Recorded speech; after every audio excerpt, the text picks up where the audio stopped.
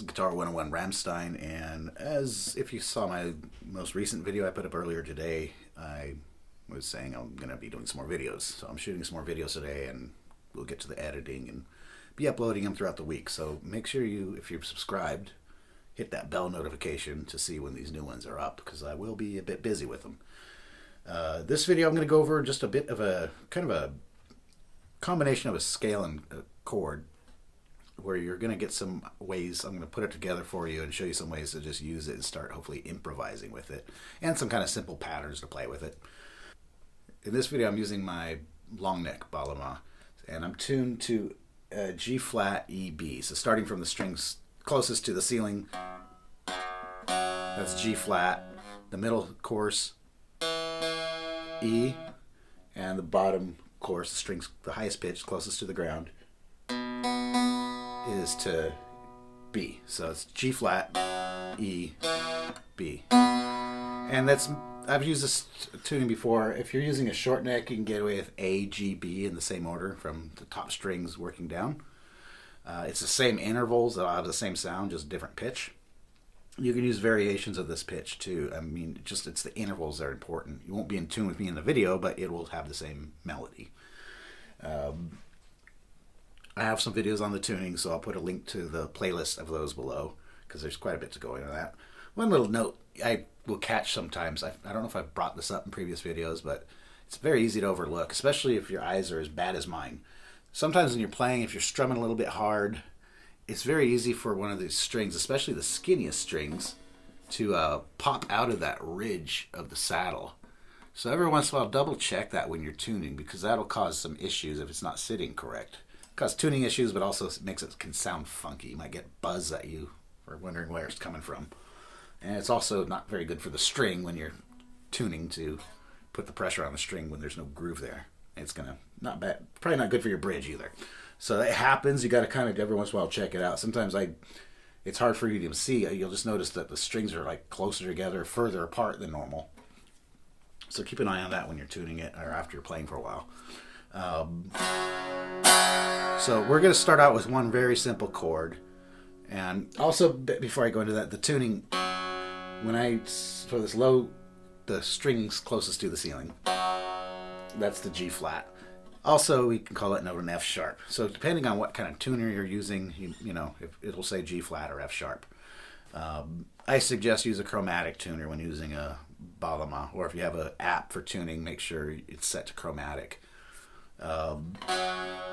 So the first chord, this is one way, probably the easiest way to hold it, especially if you're kind of used to guitar, is it's the top course of strings, the G flats, are open. And then the middle course, I'm holding on the 3rd fret, and then on the bottom course, I'm holding on the 3rd fret as well. Alright, so if you could hold it all the way across with one finger, and that'll work. It can give some convenience for some things you want to do, but in this, I'd suggest try holding it with the ring finger instead. And that's going to allow your thumb to hold this 1st fret of the top course of strings and go back and forth, because that's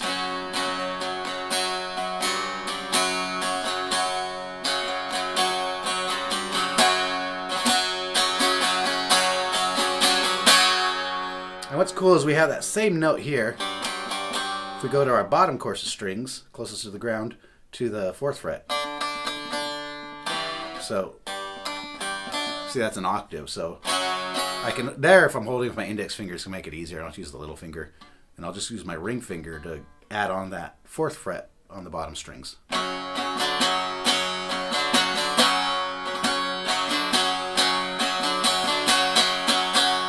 See, it's just a higher pitch version of this.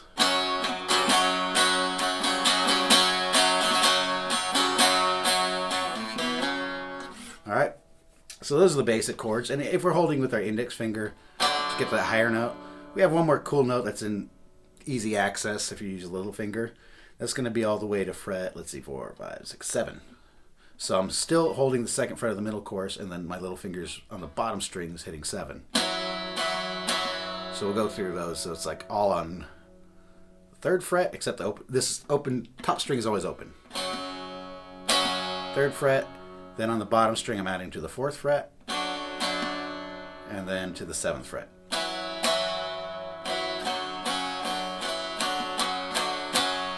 So it gives us a lot of notes to play around with in that one position. But back to this position, same chord, all on the 4th fret, open top strings, and my thumb on the 1st fret going back and forth.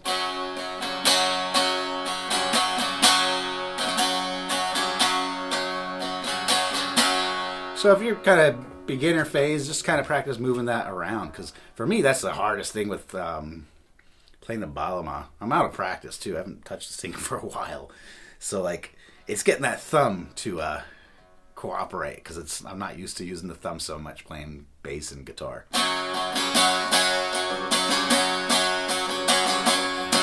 The hardest thing is trying to do like a trill with the thumb, so I found it's easier to use my index if I want to do a trill with that. But the reason I'm using my thumb is it frees up for playing a scale.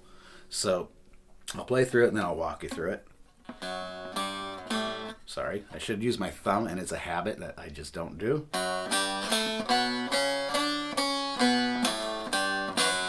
And this is pretty much a Phrygian scale.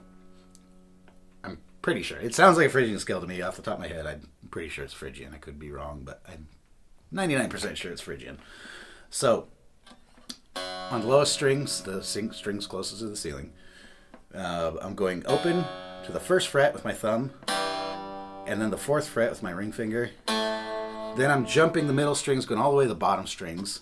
Open, 3rd fret, 4th fret, 3rd fret, open. Now I'm descending the scale. 4th fret of the top strings, 1st fret, open. And a cool thing to do with this that I like is I'll jump back and forth on a couple notes. So I'm going to go.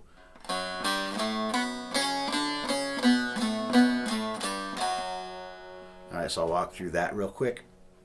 It's on the low string, top strings, open, 1st fret, 4th fret, jump all the way to the bottom strings, open, 3rd fret, 4th fret, 3rd fret, open, back up to the top string, 4th fret, back down to those open bottom strings, back to that 4th fret of the top strings, 1st fret of the top string, open. So I'll play through it again slowly.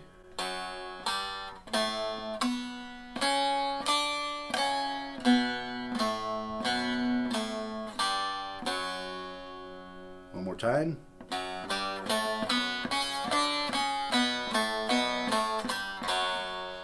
Alright, and you can end with just that open string or end with this chord. And whether you play all 3 courses of the strings or just 2, or just the bottom 2, it's nice. It works either way.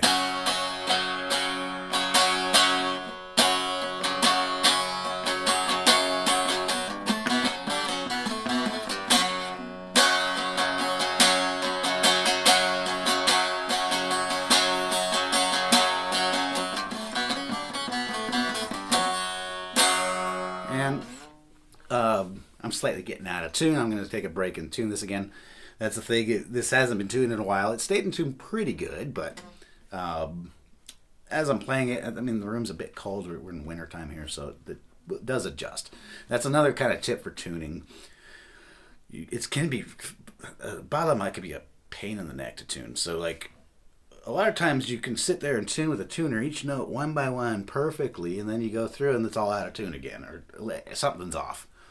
What's going to happen more often than not is you're changing the tension on the neck when you're changing the tension on the strings. So the neck is going to slightly adjust to your tuning. So sometimes you're going to have to tune several times before the neck kind of settles, especially if it's a big tuning change, or if, it's been sitting for a while, whatever. One small trick around that is once I tune the strings, I try to make it so the last movement I do is tightening them. And once I do get it in tune, I'm going to kind of put some pressure on the string, kind of bend it a bit, and usually it will go flat. I have to tune it back up again. And another tip is don't rely 100% on your tuner. It's good, but you want to also use your ears. It's really hard to explain this, but the more you do it, you're going to hear the notes harmonize. So the tuner Might show one string's a little bit flat, very slightly, but a little bit flat or a little bit sharp, but it might sound better that way. And you're learning how to tune better that way. You're learning pitch. Because it's kind of a weird issue with tuning with some notes and different strings. Alright, so we have those chords.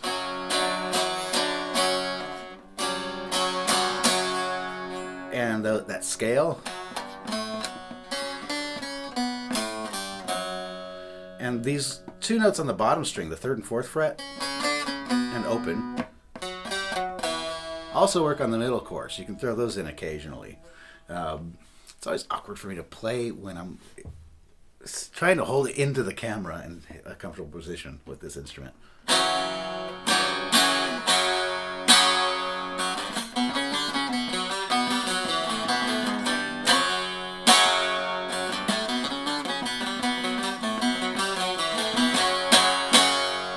Alright, so it's kind of like, you can do something really just basic at first if you're starting out, just get used to the notes. So like, sorry, getting distracted because I see some big flakes of snow coming down outside.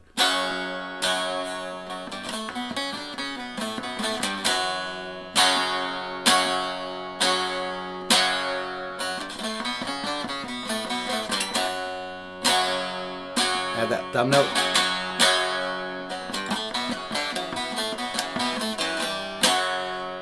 Start playing around, dancing around with the notes more, mixing them up, going back and forth. Use those middle strings on that 3rd and 4th fret, and open string.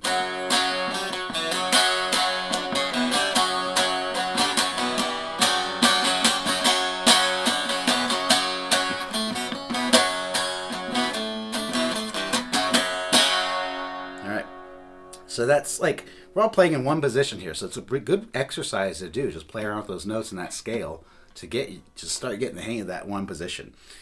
Now this chord, it's like it's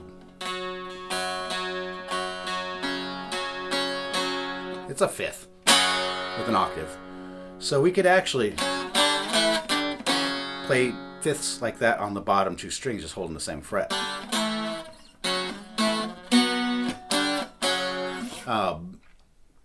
Also we could hold like this. So I'm on fret 1 on the top string and frets 4 on the middle and bottom strings. And see, I just transposed that chord up 1 note. Or a half step, I should say. And as long as you have that spacing, see, I always have those 2 frets apart. When you go, if my index finger's going to the natural notes, not the microtones.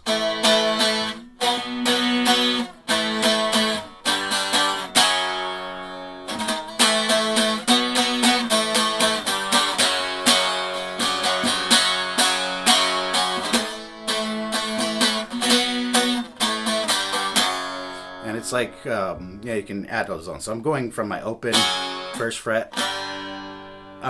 For now, I'm going to just tell you the fret number of my index finger for these chords, because it's always 3 frets over from my ring finger. To the 4th fret, to the 7th fret.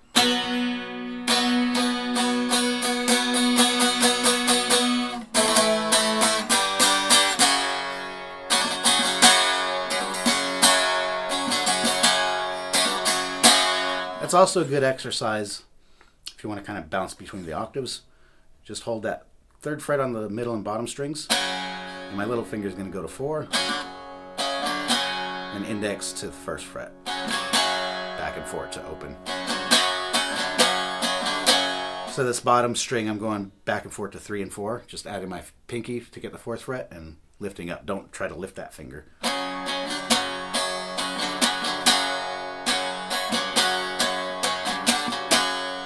And you can get a lot of cool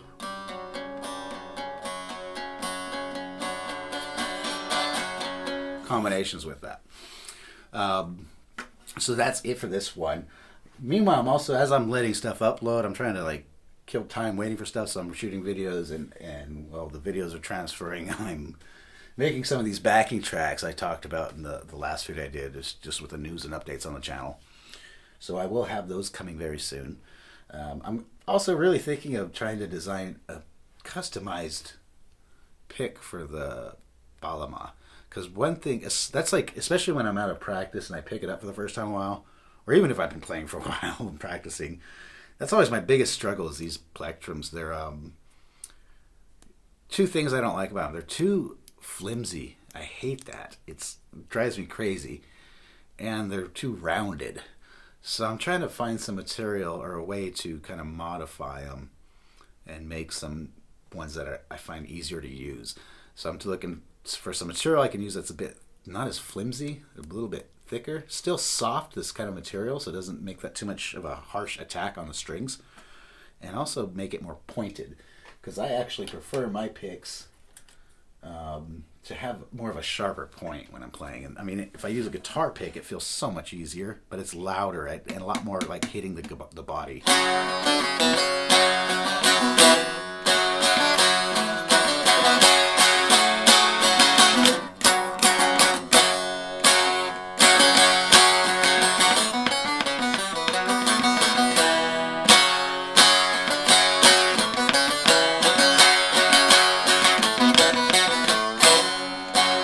I find I can just hit the notes a lot easier that way. So that's one of the future projects. If I come up with something that works, I will make some and sell them, because I do make picks and sell them on my Etsy page. That's it for now. I have a few more coming. So just, like I said, hit that bell notification if you don't want to miss them. Thanks for watching. Till next time.